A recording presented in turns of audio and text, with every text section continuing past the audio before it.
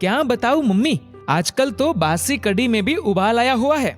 जब से पापा जी रिटायर हुए हैं, दोनों लोग फिल्मी हीरो हीरोइन की तरह दिन भर अपने बगीचे में ही झूले पर बैठे रहते हैं। न अपने बालों की सफेदी का लिहाज है, न बहू बेटे का। इस उम्र में दोनों मेरी और नवीन की बराबरी कर रहे हैं। ठीक है माँ, मैं आपसे बाद में बात करती हूँ, शायद सासू माँ आ रही है। सासू माँ ने बहू की बातें कमरे के बाहर ही सुन ली थी, पर नजरअंदाज करते हुए खामोशी से चाय सोनम को दे दी। ससुर जी के रिटायर होने के बाद कुछ दिन से उनकी यही दिनचर्या हो गई थी। आजकल सासू माँ अपने पतिदेव के साथ अच्छे से तैयार होकर अपने घर के गार्डन में अपने पतिदेव के साथ झूले में बैठकर उनको कंपनी देती थी। ये गार्डन, उस पर बीच में चाय के लिए एक टेबल और एक झूला, अशोक और प्रभा का जीवन भर का सपना था, जो उन्होंने बड़ी मेहनत से साकार किया था।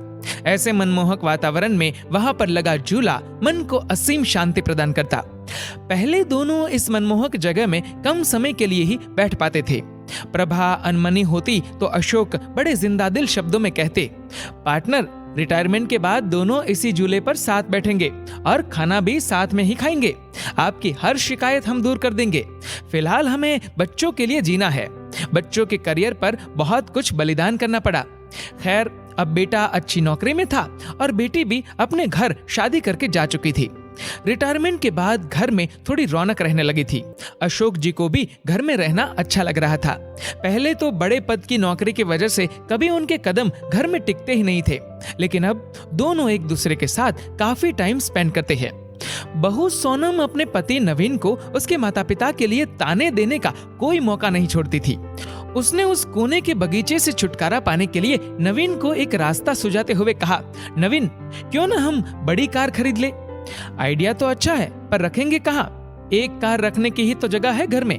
नवीन थोड़ा चिंतित स्वर में बोला, जगह तो है ना, वो गार्डन तुम्हारा जहाँ आजकल दोनों लव बर्ड्स बैठते हैं। थोड़ा तमीज से बात करो। नवीन थोड़ा गुस्से से बोला, लेकिन फिर भी सोनम ने अपने पति को पापा से बात करने के लिए मना ही लिया।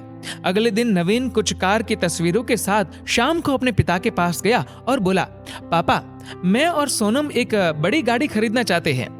पर बेटा, एक बड़ी गाड़ी तो घर में पहले से ही है, और तो और इस नई गाड़ी को रखेंगे भी कहाँ? अशोक जी ने प्रश्न किया। ये जो बगीचा है, यही गैराज बनवा लेंगे। वैसे भी सोनम से तो इसकी देखभाल होने से रही, और मम्मी कब तक देखभाल करेंगी? इन पेड़ों को कटवाना ही ठीक रहेगा। वैसे भी ये सब जड़ें मजबूत कर घर की दीवारें कमजोर कर रहे हैं।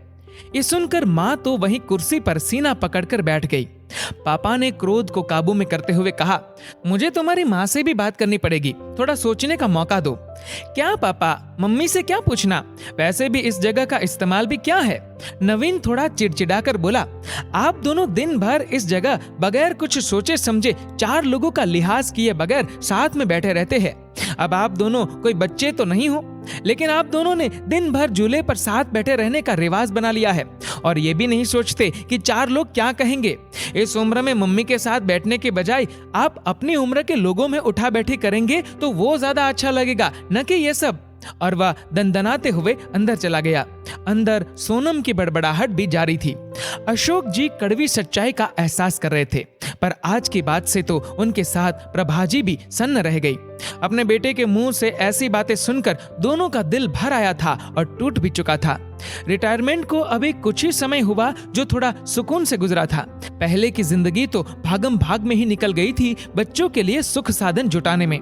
अशोक जी आज पूरी रात ऊहापोह में लगे रहे, कुछ सोचते रहे, कुछ समझते रहे और कुछ योजना बनाते रहे।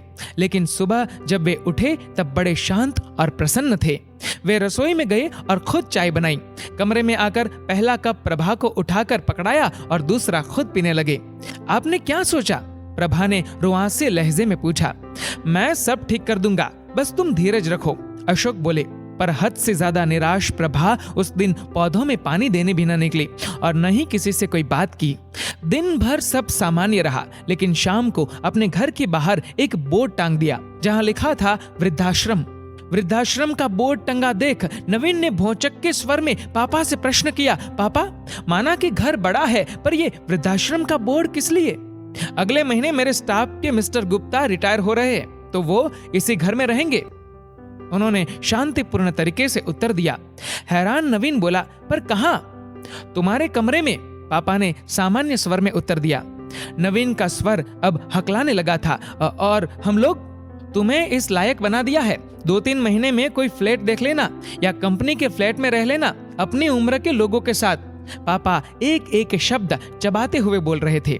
हम दोनों भी अपनी उम्र के लोगों में उठे बैठेंगे। और अपनी बात पूरी करते हुए कहा, अरे नालायक, तुम्हारी माँ की सारी उम्र सबका लिहाज करने में ही निकल गई, कभी बुजुर्ग तो कभी बच्चे।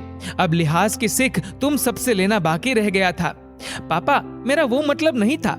नवीन सिर झुकाकर बोला, नहीं बेटा, तुम्हारी पीढ़ी ने हमें भी प्रैक्टिकल बनने का सबक दे दिया। जब हम तुम दोनों को साथ देखकर खुश हो सकते हैं तो तुम लोगों को हम लोगों से दिक्कत क्यों है? इस मकान को घर तुम्हारी माँ ने बनाया। ये पेड़ और इनके फूल तुम्हारे लिए मांगी गई न जाने कितनी मनौतियों के साक्षी है। तो ये अनोखा कोना छीनने का अधिकार मैं किसी को भी नहीं दूंगा। पापा, आप तो सीरियस हो गए। नवीन के स्वर अब नम्र हो चले थे। ना बेटा, तुम्हारी माँ ने न जाने कितने कष्ट सहकर, कितने त्याग करके मेरा साथ दिया। आज इसी के सहयोग से मेरे सिर पर कोई कर्ज नहीं है। इसलिए सिर्फ ये कोना ही नहीं, पूरा घर तुम्हारी माँ का ऋणी है। घर तुम दोनों से पहले उसका है, क्योंकि जीभ पहले आती है, न कि दांत। जब मंदिर में ईश्वर जोड़े में अच्छा लगता है तो माँ बाप साथ में बुरे क्यों लगते हैं? जिंदगी हमें भी तो एक ही बार मिली है, इसलिए हम इसे अपने हिसाब से एंजॉय करना चाहते हैं। नवीन अब कुछ भी बोलने के लायक नहीं रहा। दोनों पापा के पैरों में गिरकर माफी मांगने लगे। दोस्तों, 4 लोग क्या सोचेंगे इसके डर से हम हमारी खुशियों पर रोक नहीं लगा सकते। जिंदगी हमें सिर्फ एक बार मिलती है। सपने देखने हो या साकार करने हो, जब भी मौका मिले खुल के जीने का तो जी लीजिएगा। 4 लोगों की बातें सुनते रहे तो खुद की लाइफ कभी नहीं जी पाओगे। दोस्तों, आपकी इस वीडियो के बारे में क्या राय है नीचे कमेंट करके जरूर बताएगा। और दोस्तों, अगर आपको ये वीडियो पसंद आए तो इस वीडियो को लाइक करेगा, शेयर करेगा ज्यादा से ज्यादा लोगों तक। और ऐसे ही और भी इंस्पिरेशनल वीडियोस के लिए सब्सक्राइब करें हमारे यूट्यूब चैनल को और फेसबुक पर फॉलो करें हमारे पेज को। धन्यवाद।